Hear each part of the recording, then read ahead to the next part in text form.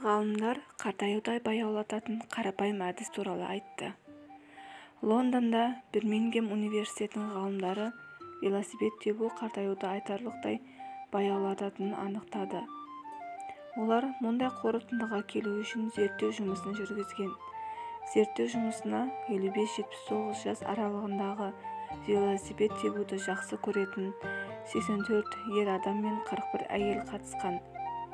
Сондай-ақ олар темекі шегу, ішімдікке әуес болу сияқты зиянды әдеттен ада болған.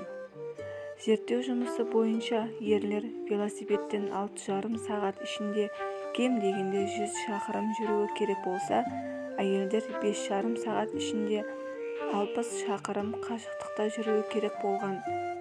Зерттеу жұмысына қатысушылар лабораториялық тесттен өтіп, оның қорытындысын спортпен айналыспайтын 57-80 жас аралығындағы 75 адам және 20-36 жас аралығындағы 55 адамның көрсеткіштерімен салыстырған.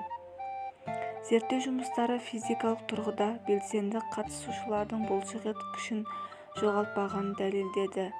Сондай-ақ велосипед тебушілердің жасы ұлғайған сайын артық салмақ қоспайтын және қандағы холестерин көлемі ұлғаймайтыны анықталған.